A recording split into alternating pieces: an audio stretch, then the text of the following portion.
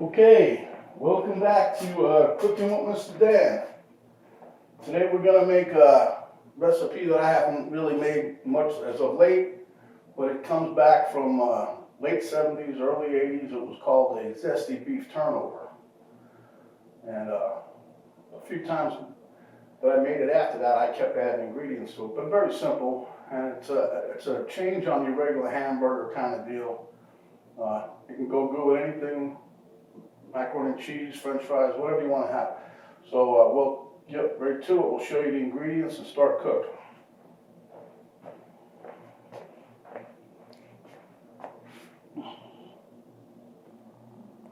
Okay, you see my little quarter cup of breadcrumbs there. I'm using Vigo. Next to that's the garlic. Front of that is the chopped up jalapeno. Then I'm going to use some pepper jack cheese. And behind that is the salsa. That big chunk of meat there, that's 2 pounds, but we're only going to use about a pound, and we got 1 egg. All right. Okay, I split the meat, as you can see. Basically, we don't really eat much red meat, so we've had that in the freezer, and Penny wants to make room, so here's your egg. Piece of shell again. I like to tell you before I like beating it, but a lot of people just pour the egg in there. I like to mix it up and then pour it in.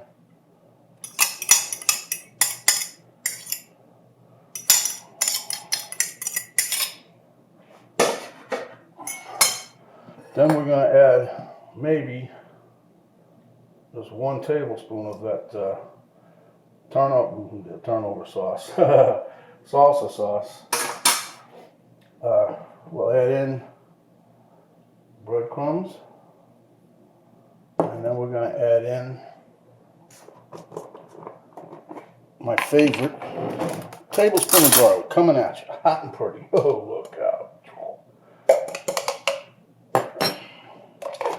Okay, and then we're going to throw in the jalapeno, not the stem. I just wanted to show everybody what I was putting in here. And these, now let me tell you, these jalapenos I cut up are not going to be hot. I seeded them, cut out the ribs, because we don't want that really hot. But we want the taste of the salsa to come through. I have pepper jack cheese also. Whatever.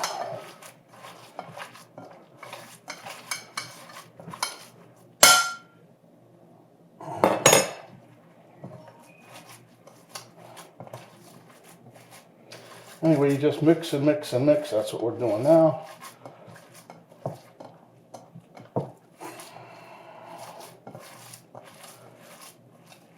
I love the smell of everything going on here, but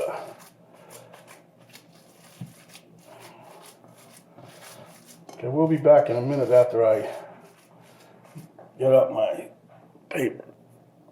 Okay. Couldn't find no wax paper. I thought I had some. I'm using parchment paper, and just should work just as good. All right, so you get a clump of meat.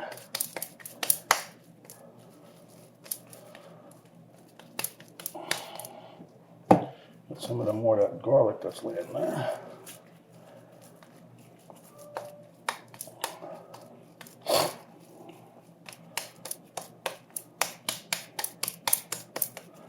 Okay, so right here on the wax paper, parchment paper, wax paper, whatever.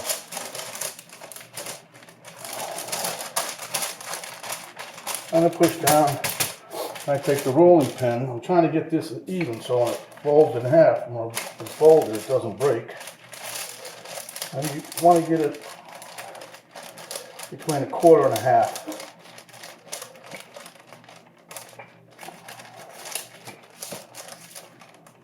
And I don't know if you guys noticed, I didn't really put too salt and pepper or nothing yet, but also didn't chop up no onion, and that's because there's enough salsa sauce there to give it a nice flavor. Anyway, so then you take a tablespoon or so. You don't want to take too much, and spread it out on the hamburger. Try to keep it, I usually try to keep it to one side Because if you get too much in there, then it just runs out before you even get a chance to put it in the pan. Excuse me. Then you take a piece of your cheese, put it in there. Then you can use your parchment paper to help fold it a little bit. Come on. The cheese went sliding. That's right. We'll throw it back up in there. Yep. Anyway, so then you roll it, pushing down on the edges. See, like a little turnover.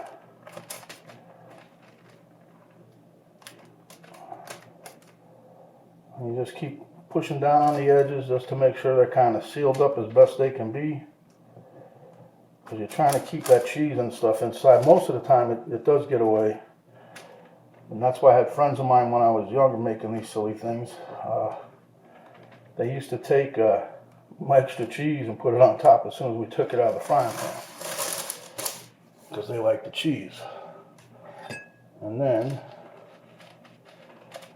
it looks something like that. You can see it. And then I'll just go ahead and get it off the paper here. Well, I don't like using that paper. I'd rather use parchment paper, but wax paper. But okay, then we'll make up a couple more and see you by the frying pan, eh? Okay, I believe the oil is finally heated up. So we're going to slide in one of these here zesty beef turnovers. I hope they're zesty enough. And then I'm going to pull another one maybe, huh?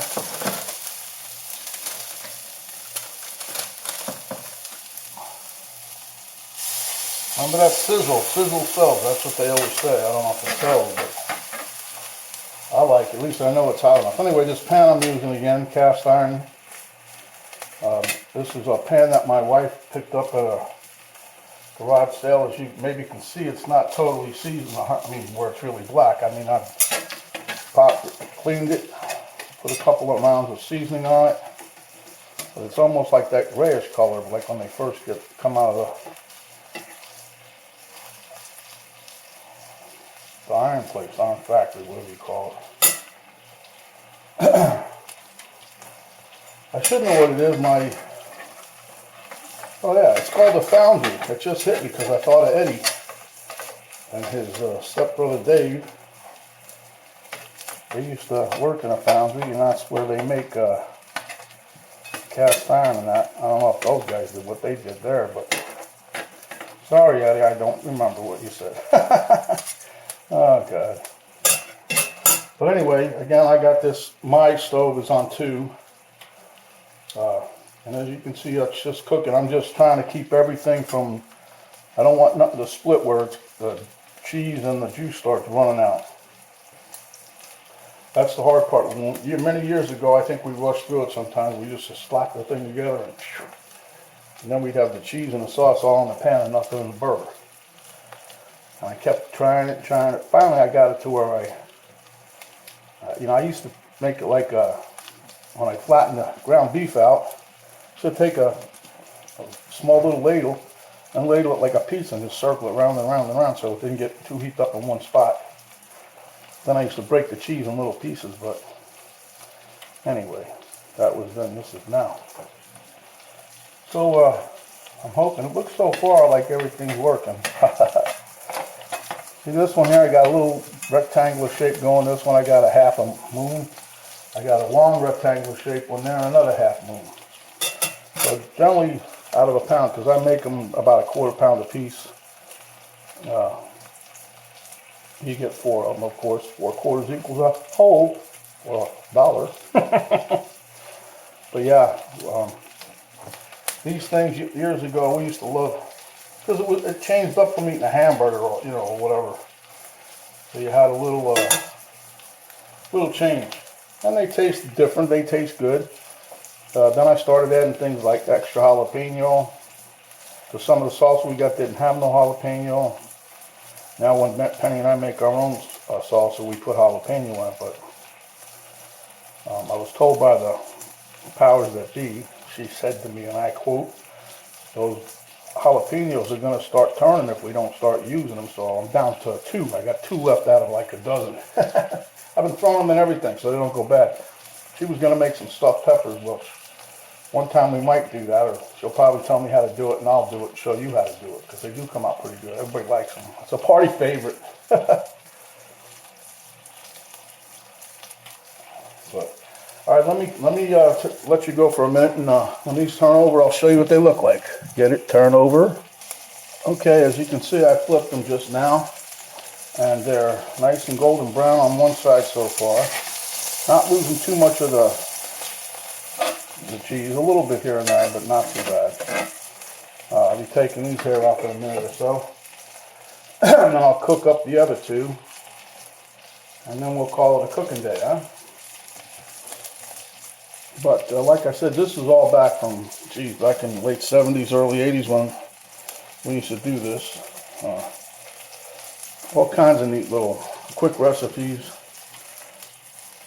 Yeah, you don't hear much anymore, so I thought, I was telling Penny, I said, well, let me try to make some of this. And lo and behold, oh yeah, we had some ground beef on the refrigerator. But you can use turkey also. The more you manhandle the meat, so to speak, the more compact it gets a little mushier or softer, and it binds a little bit, and you're able to fold it a little more. You know, many years ago, we used to just fold it, you know, like this, and then fold it in half, and heck, the thing would split in the pan, have cheese and juice all over, like I said. It's crazy, but it was fun. Okay, I'm going to take these off now. Get a little paper plate going here. See? There's the cheese that goes with it. Let me scrape some of that up there. Put that right on top of this so we don't lose anything. And that's that. Alright, now try these two big fatties.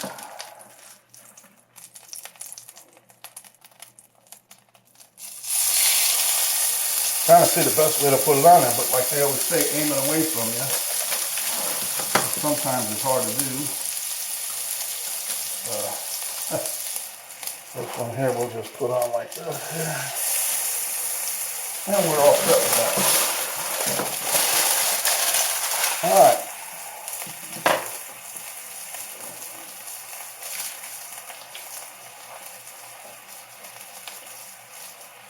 Alright, well, give me a couple minutes with these and then we'll be back. Well, there she is. I decided to go ahead and have a taste test now, and while those other two are cooking. Be back.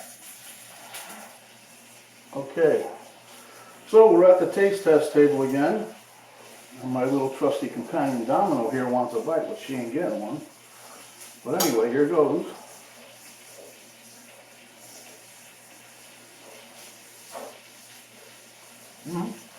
It's got I know it's got to be the salsa, but it does have a very nice, unique flavor compared to the regular hamburger. And you saw, I've put these just to put these together. And you should give it a try, really. It's kind of delicious. So, if you like the video, please give me a like. If you want to share it with somebody, please do so.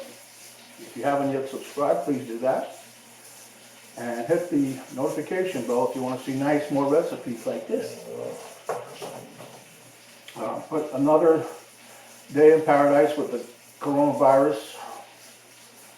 Here in Florida, we had another 546 or 47 cases today. It doesn't mean they're bad, it's just these are just newfound cases. Every day the number fluctuates, goes up, goes down, goes up, goes down. We haven't had too many deaths, but you know, you still keep in mind, I mean, because more and more states, I think all 50 states have somehow relaxed some of the restrictions they had. So keep in the back of your mind about the social distancing. Remember to wash your hands, wash your hands, wash your hands, and if you don't yet have one, please get a face mask and protect yourself. So we'll get all through this eventually. It's going to take some time, and I think we're going to change the way we do business from now on. But at any rate, Have a nice day. We're out. This is Cooking with MrDan. Dog, get out of my way.